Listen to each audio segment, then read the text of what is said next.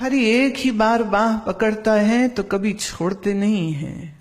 ये संसार ही है जो पकड़ पकड़ के छोड़ देता है। ईश्वर है जो एक बार संभाल लिया उसके भक्त को तो फिर उसने कभी उसको त्यागा नहीं है, फिर उसने कभी उसको छोड़ा नहीं है।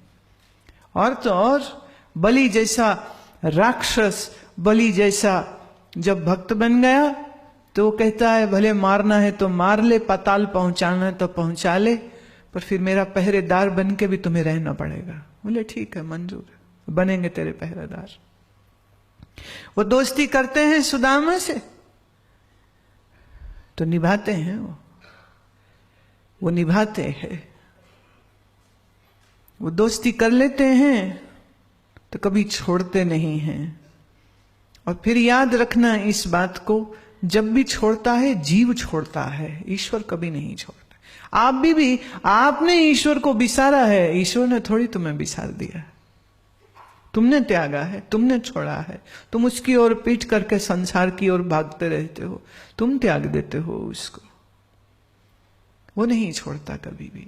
वो हमेशा जो शरण आए तिस कंठ लाए, ए बिरद स्वामी संदा।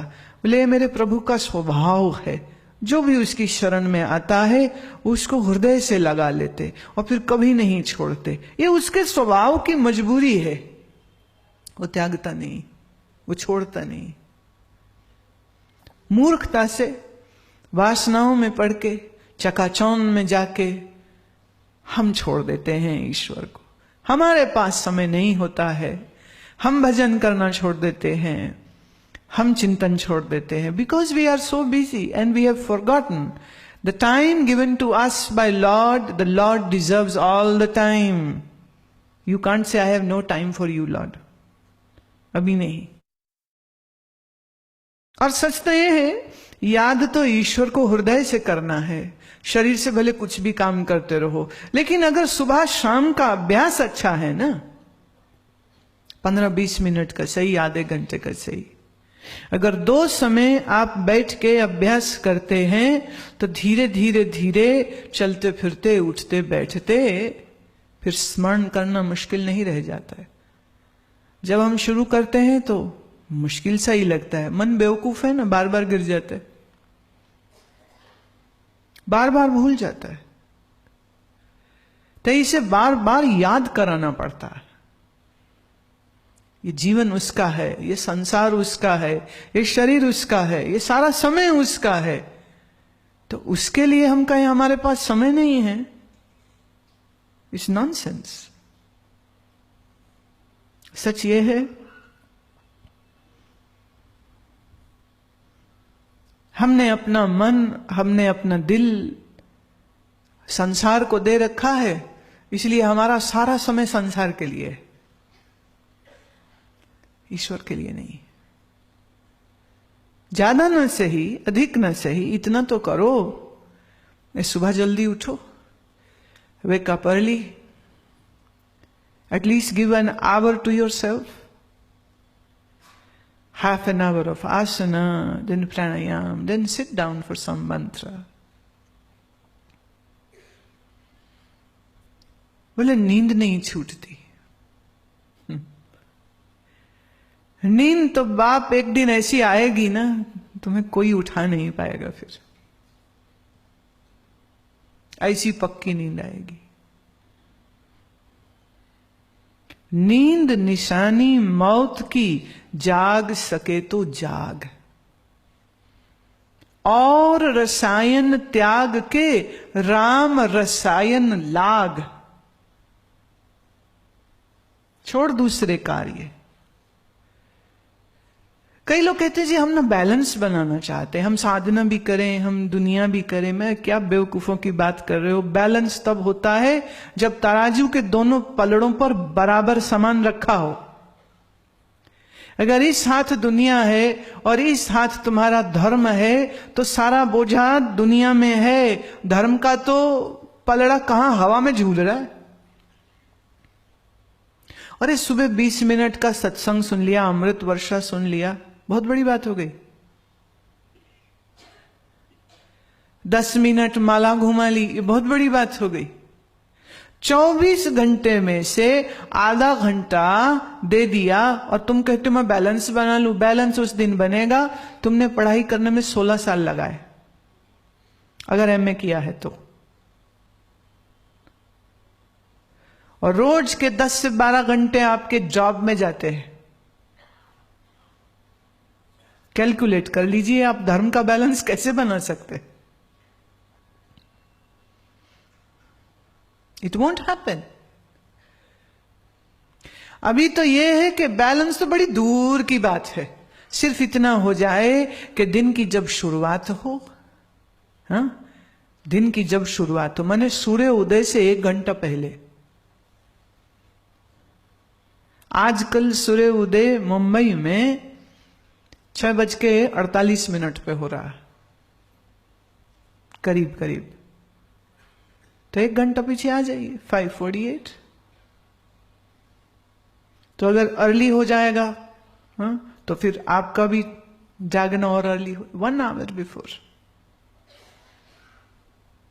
टेक अ क्विक शावर, जल्दी से स्नान करो, अपने आसन को बिछाओ, सिट डाउन।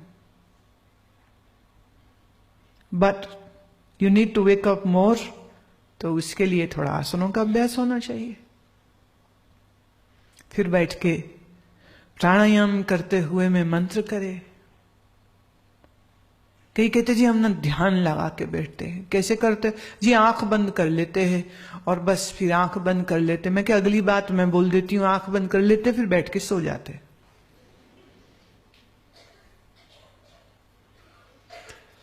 बिना आसन बिना प्राणायाम के तुम कहो कि ध्यान की गहराइयों को तुम छू लोगे, इट इज नॉट पॉसिबल। रात 6-7 घंटे शरीर सोया है, तमस आलस्य भी शरीर के पोर पोर में भरा हुआ है। जहां ही तुमने आंख बंद करी, जहां तुम्हारे मसल्स रिलैक्स हुए, नींद फिर से आ जाएगी। इसलिए शरीर को तानना आवश्यक है। You need to stretch your body, you need to stretch your muscles, you need to move your muscles. So doing at least 4 to 5 Surya Namaskar, Sarvanga Asana, Hala Asana, Bhujanga Asana, Marjari Asana, spinal twist. ज्यादा नहीं, 10 से 12 भी अगर आप कर लेते हैं आसन, और उसके बाद जब आप बैठ करके सबसे पहले अपने श्वसन को तो सही करिए। ध्यान मतलब क्या? आंख बंद करके बैठने का नाम ध्यान थोड़े। अब ये जो प्राणायाम में अवेकनिंग होगी, अटेंशन का लेवल बढ़ेगा, और फिर इसके बाद आपको धारणा करनी, धारणा करिए। आपको जो भी मार्ग पसंद हो उस मार्ग के अनुसार आप साधना करिए, पर 1 घंटा सुबह तो दीजिए ना, हाँ। और ऐसे ही शाम को ना दे सके तो कम से कम रात सोने से पहले तो जरूर दीजिए। Half an hour at least, minimum मैं कह रही हूं, दैट मच इज रिक्वायर्ड। एक सज्जन कह रहे थे जी मैं घर से ऑफिस जाता हूं 2 घंटा लग जाता है, तो 4 घंटा तो मेरा ट्रैवलिंग में, मैं तो कुछ नहीं कर सकूंगा। मैंने नहीं, तेरे पास फैंटास्टिक टाइम है। बोले जी वो कैसे? मैं कैसे सफर करते हो? बोले मैं ट्रेन में जाता हूं, 1 घंटा ट्रेन में और करीब 45 मिनट फिर चेंज करके बस में, तो ऐसे कोई करीब 1.25-2 घंटे लगते। मैं कहा बहुत बढ़िया, तेरे पास फोन है? बोले है। तो मैंने कहा फोन में अब डिजिटाइज्ड ऑडियो फाइल्स पड़ जाएंगी, आप हमारी भगवत गीता डाल लो, उसमें निर्वाण अष्टक डाल लो, आप उसमें आप बहुत कुछ डाल सकते हो। तो जब आप ट्रेन में बैठे कान में लगाइए, हल्की आवाज खोल लीजिए, अध्याय सुनते सुनते, माने सत्संग सुनते सुनते 1 घंटा पार। फिर बस में बैठे, चेंज कर लो, थोड़े भजन गा लो। दुनिया गाने सुनती, तू ये सुन ले।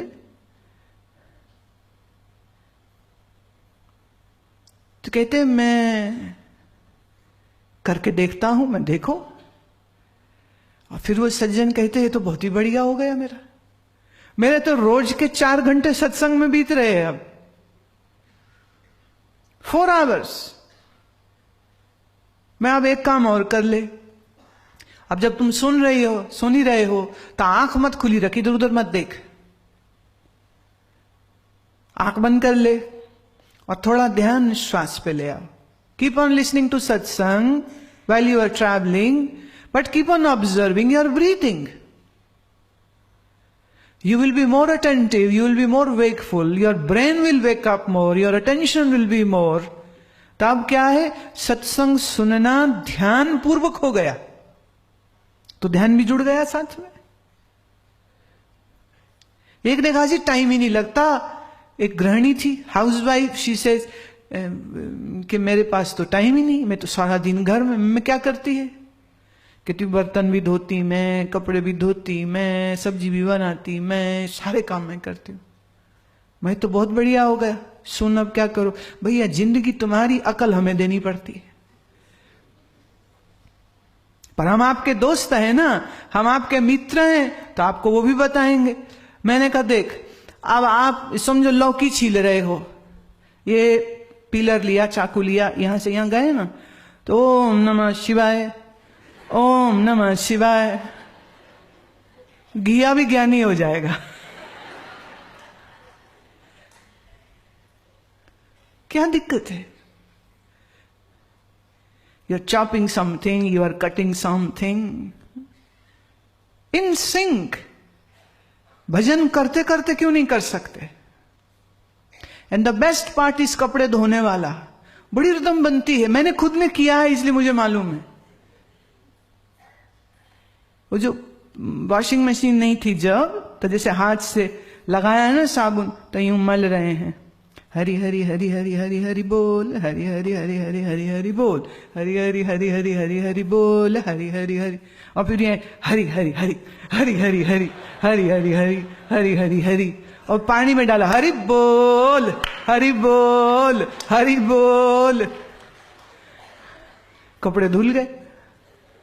अब बोलो क्या काम करें, आटा गूंदे, हरि बोल हरि बोल हरि बोल.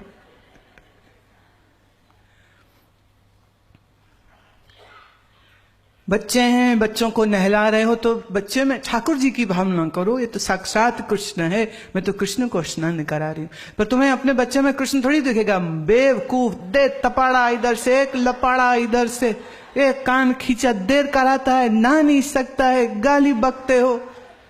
अरे भाव बदलो. गोविंद है, गोविंद का स्वरूप है. अजीब बात है, तुम अजीब हो इंसान. तुम एक जड़ मूर्ति में तो भगवान की भावना कर सकते हो, लेकिन एक मनुष्य में भगवान की भावना नहीं कर सकते. एक जड़ मूर्ति में तुम्हें भगवान दिखता है, और अपने आसपास तुम्हें मनुष्यों में भगवान नहीं दिखता. What kind of demented way of looking at world it is. नियत होनी चाहिए, समय ही समय. नियत होनी चाहिए, मर्जी होनी चाहिए. आपकी तो मर्जी है ही नहीं भजन करने की. इसलिए तो यहां सत्संग में बैठ के भी मैं देखती हूं, बड़ा जी होता है कि इसके गंजे तपेले में एक प्रसाद तो देना बनता है. भाई बाल उड़ गए तेरे चिंता कर करके. जो 2-4 बचे हैं उनको हम बचवा सकते हैं. ये खेती पीछे पीछे रह जाती ना फिर थोड़ी. क्योंकि जितना चिंता मुक्त होगा उतना पित्त शांत होगा. जितना पित्त शांत होगा तो उतने ये सिर के बाल तुम्हारे बच जाएंगे. सिर के बाल उड़ने का सबसे बड़ा कारण ही है बहुत गुस्सा. मने सारा यहीं जाता, फिर यहीं से उड़ जाते हैं बाल, फूक जाते हैं बाल. वो कहते हैं हम नहीं रहेंगे यहां, बड़ी गर्मी, निकलो. वो निकल जाते हैं. और सत्संग में भी बैठ के सो जाते. बैठे यहां हैं, दुनिया साथ में लाए हैं मोबाइल फोन में, बज रही अभी भी किसी की दुनिया. नियत नहीं है ना. जब नियत नहीं है तो गुरु के समक्ष बैठ करके भी बेहोश रह सकता है. और अगर नियत है तो मुंबई की भीड़ भाड़ ट्रेन में लटक के बस में सफर करके भी तुम भजन कर सकते हो, तुम भजन कर सकते हो, तुम सुमिरन कर सकते हो, पर जब करना चाहोगे तो। अलग जगह में बैठ करके करना संभव ना हो सके तो जो कर रहे हैं उस हर कर्म को ईश्वर अर्पित करते हुए, उस हर कर्म में अपनी भगवत भावना को ला करके करते हैं, तो वह सांसारिक कर्म भी सांसारिक नहीं रह जाता। एक प्रश्न है, भेजा है, संतोष ने, पूछते हैं, श्री कृष्ण ने रण से पलायन किया तो उनका नाम भगवान रणछोड़दास पड़ा, पर वही बात अर्जुन ने श्री कृष्ण से कही कि मैं युद्ध नहीं करता हूं, मैं चला जाता हूं, तो उनको 18 अध्याय की गीता सुना दी। ये कैसे? तुम तो भगवान को नहीं छोड़ते हो। हमें बड़ी तसल्ली होती है इस तरह से कि जब कोई हमारे लिए आपत्ति, प्रश्न, संदेह, अश्रद्धा, निंदा करते हैं, तो ये इस तरह के लोगों से मुझे बड़ी धारस मिलती है कि इस दुनिया में आके तो श्री कृष्ण को भी अदालत में खड़ा कर दिया जाता है। तो अगर हमारे लिए कोई कुछ कह रहा है तो कौन सी बड़ी बात हो गई। Let them, they have this democracy है ना, you have freedom to speak anything and say anything. लेकिन इन्होंने जो प्रश्न पूछा है वो कुछ गलत नहीं है, थोड़ा इसको हम व्यंग में ना लें, इसमें से भी कुछ गंभीर चीज निकल आएगी। तो संतोष जी, संतोष से सुनिए जो मैं कहूंगी। अब श्री कृष्ण ने अगर रण छोड़ के पलायन किया तो इस कारण, क्योंकि उनके ऊपर ये खाम खा का युद्ध जो है वो जरासंध डाल रहे हैं, बिल्कुल अनावश्यक ये युद्ध है और बिल्कुल गैर जरूरी, unneedful war if can be evaded then that should be evaded. Shri Krishna ने इस बात की परवाह नहीं की कि वो क्षत्रिय हैं तो लोग उनके लिए बुरा शब्द कहेंगे। उन्होंने सारे समाज में प्रेम, सुख, शांति बनी रहे और एक जरासंध की खराब खोपड़ी के कारण हजारों लाखों लोगों को मौत की झोंक में नहीं झोंका जाए। इसलिए श्री कृष्ण को हम इसीलिए भगवान कहते हैं कि उनको आप लोगों के मान अपमान की कोई फिक्र नहीं है। जो करने लायक और जरूरी होगा वो उसको करेंगे। फिर अगर रण से छोड़ के भागना ही क्यों ना हो, वो जाएंगे। वो मुझे नहीं युद्ध करना, वो छोड़ छाड़ के यादवों को लेके चले गए द्वारिका, वो भी चले गए वहां पर, वो मुझे नहीं लड़ाई करनी। अब रण छोड़ बोलते हो तो बोल लो, उससे श्री कृष्ण की भगवत्ता में फर्क नहीं आता। लेकिन जब अर्जुन कहता है कि मैं युद्ध नहीं करूंगा, तो ये युद्ध उसके ऊपर अनावश्यक नहीं है। ये युद्ध द्रौपदी के मान और सम्मान के प्रश्न पर उठा। जिस राज्य में एक महारानी, एक क्षत्राणी, एक प्रमुख स्त्री का सम्मान सुरक्षित न हो, जहां के राजनयिक, जहां के राजकुमार, जहां के मंत्री, जहां के राजनेता इतने भ्रष्ट हो चुके हों, इतने अनएथिकल और इमोरल हो चुके हों कि बड़ी सभा में वो द्रौपदी जैसी महासती स्त्री का, जो श्री कृष्ण की मित्र भी हैं, जो अपने आप में याज्ञसेनी माने यज्ञ से उत्पन्न हुई ये तपस्विनी महिला का अगर अपमान हो सकता है, तो उस देश में एक साधारण स्त्री का सम्मान कैसे बना रहेगा। तो ये युद्ध सिर्फ द्रौपदी का नहीं, ये युद्ध इस देश की तमाम स्त्रियों के सम्मान के लिए श्री कृष्ण को करना आवश्यक लगा। इसलिए अर्जुन अगर कहता मैं नहीं करूंगा तो उसको निश्चय ही 18 अध्याय क्या, मैं कहती हूं अगर 36 सुनाने पड़ते तो कृष्ण 36 बोलते, 100 अध्याय बोलने पड़ते तो वो 100 भी बोलते, और 1000 बोलने पड़ते तो वो 1000 भी बोलते, क्योंकि ये आवश्यक है कि वो अपने कर्तव्य से वो विमुख नहीं होना चाहिए। श्री कृष्ण जरासंध से डर के नहीं भागे थे, वर्ण संकर के भय से नहीं भागे थे। अर्जुन वर्ण शंकर के भय से युद्ध छोड़ रहा है। दुर्योधन द्रोणाचार्य और भीष्म पिता के प्रति अपनी ममता के कारण युद्ध छोड़ रहा है। श्री कृष्ण ने किसी ममता या भय के कारण युद्ध नहीं छोड़ा था। फर्क है दोनों में। कर्तव्य का पालन करने हेतु, समाज में सत्य की प्रतिष्ठा लाने के हेतु आवश्यक था वह युद्ध, तो श्री कृष्ण ये करते। देखिए, यही इल्जाम गांधारी ने लगाया था कृष्ण पर कि तुम चाहते तो ये युद्ध ना होता, मेरे बच्चे ना मरते। तुमने नहीं चाहा तो मैं तुम्हें श्राप देती हूं कि तेरे अपने भी वंश में कोई बच्चा नहीं बचेगा। कृष्ण ये बात जानते हुए कि गांधारी उसके साथ ऐसा व्यवहार करेगी, फिर भी उन्होंने ये श्राप भी स्वीकार किया, लेकिन इस कीमत पर भी उन्होंने महाभारत का ये युद्ध अर्जुन से लड़वाया, क्योंकि ये आवश्यक था। जहां ये आवश्यक युद्ध था, और याद रहे इसी महाभारत के कारण श्री कृष्ण के अपने वंश का नाश हुआ था, गांधारी के श्राप के कारण।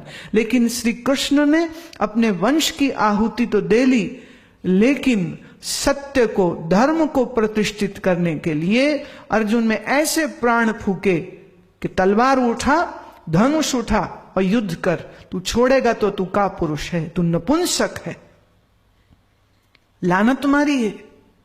श्री कृष्ण कहते तू 1 साल रहा ना हिजड़ा बन के, तो अभी भी तेरे अंदर वही गुण आए हुए हैं। बातें तू विद्वानों की कर रहा है, लेकिन तू है मूर्ख। कभी मूर्ख कहा, कभी कुछ कहा, कभी मित्र कहा, कभी उसको भरत श्रेष्ठ कहा।